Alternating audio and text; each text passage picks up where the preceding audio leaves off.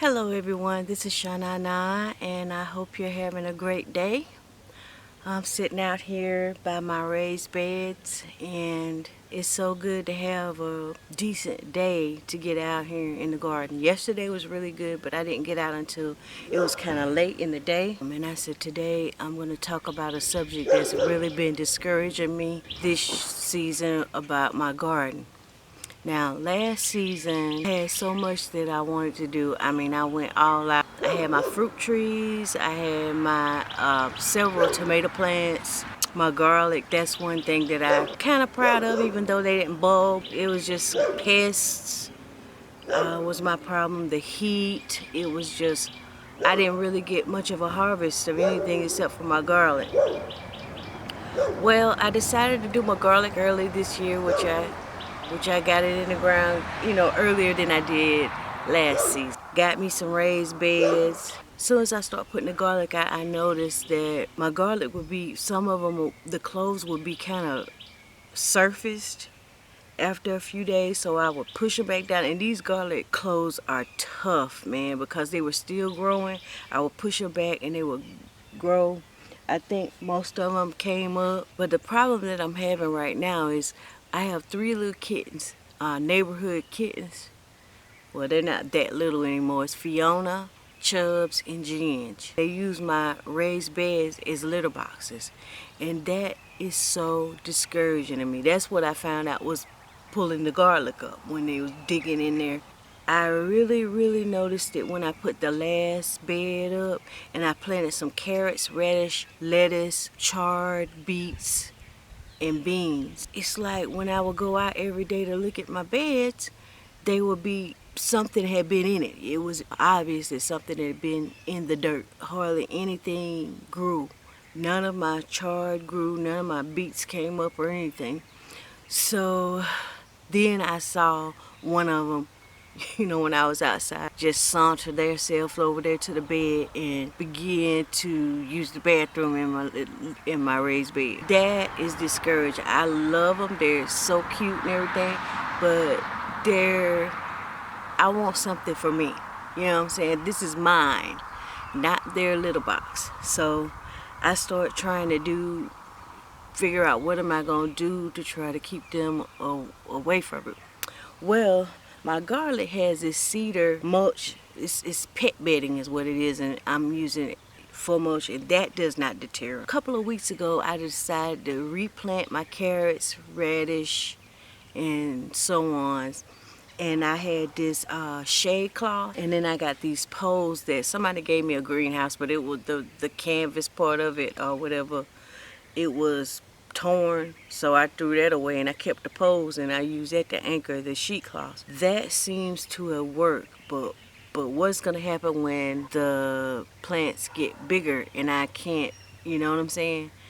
So I did some research online to try to see if anybody else has this problem and what can I do to deter these cats from digging my raised beds. I found out that the deterrents come in several categories. One is smell, sounds, visual warnings, barriers, plants, water, and animals. Okay, we're going to talk about smells first. Cats have a very sensitive, keen sense of smell. I read that you can use like citrusy things like orange peelings, lemon peelings, but the thing about that is, it's gnats out here.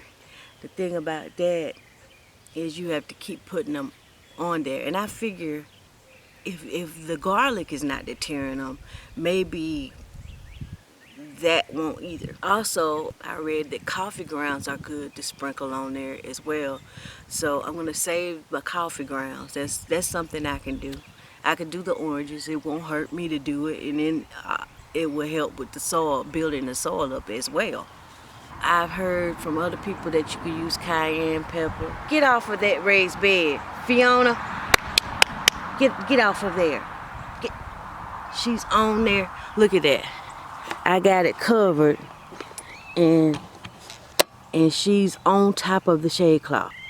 probably sniffing around where she's already used the bathroom, but she can't dig in it, so that's a good thing. But she could crush my plants that's under there, which I will show you in another video. But this video is about deterring them. Another thing that I read that you could use is called silent roar, and that is lion dung. Yeah, you could buy lion dung,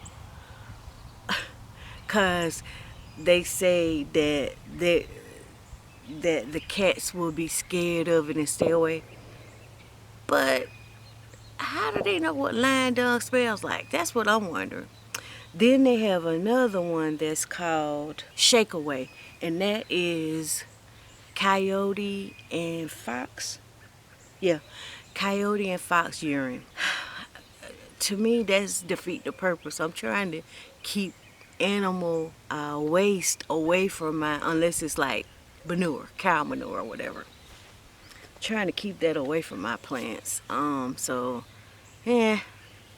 Okay, next is sounds. They have an ultrasonic cat repellent thing that cats can hear but humans can't, that is supposed to deter them away. Now that's spending money. I don't know how much that will cost, so I'm not really interested in that. They also have say something about wind chimes, which I don't think that I can handle that.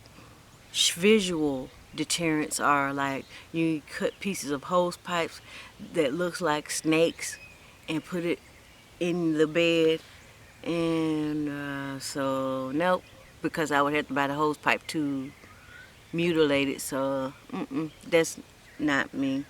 Bottles of water, I don't know what that's supposed to do. How many bottles do you need?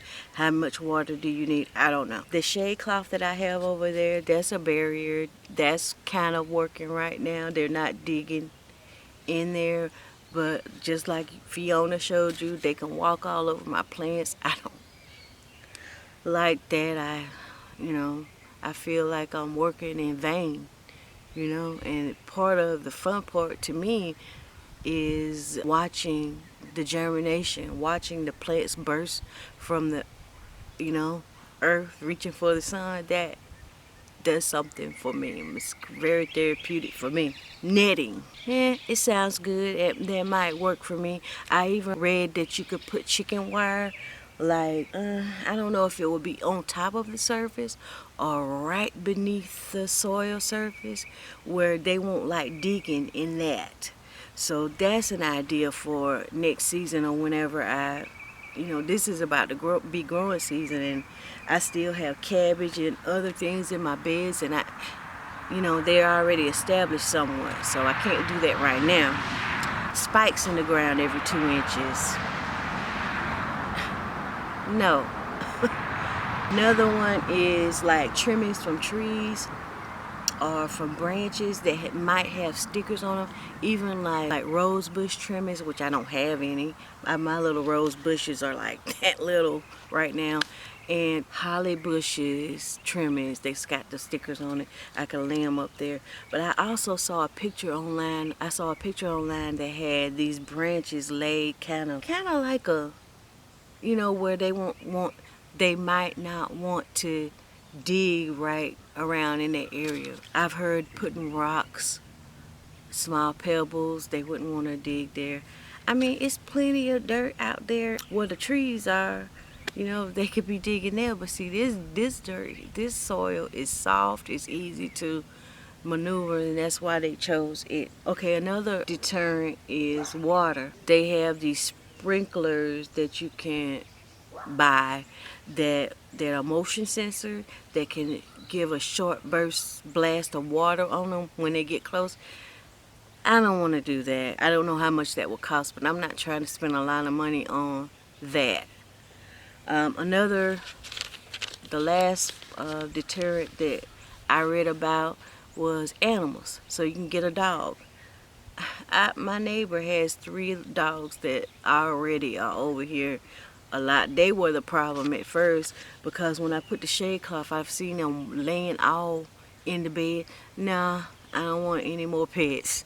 I got enough inside and out. So I think what I'm gonna try is the smells, the coffee grounds, the orange peelings, lemon peelings, and then the branches and the shade cloth. If you all have any great ideas for me, that would be so great, because like I said, it's discouraging. I can't discipline them. I mean, you have to catch them in the act, and then they don't understand, you know. They don't have a litter box specially for them, so they don't understand that. That's all I wanted to talk about on this video, is ways that I might deter the cats from digging in my raised beds.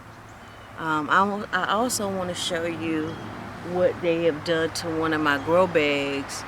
Either it was them or the dogs. I don't know, because the dogs are very destructive as well.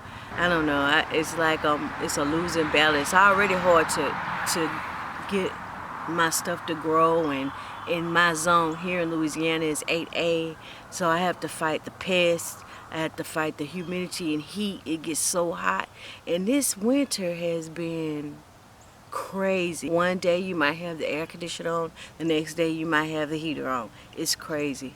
So let me show you what they've done to one of my big grow bags that I had I had my garlic in it.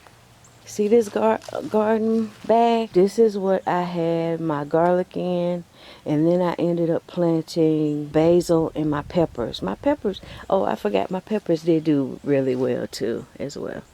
But yeah, this is what I'm working with now. So now I ordered some more grow bags, and this one actually I think I ordered from AliExpress, so it was not that well put together. As you can see, it's because it's demolished. This is my, what is that, barrier that I had under my grow bags, which I'm gonna have to toss.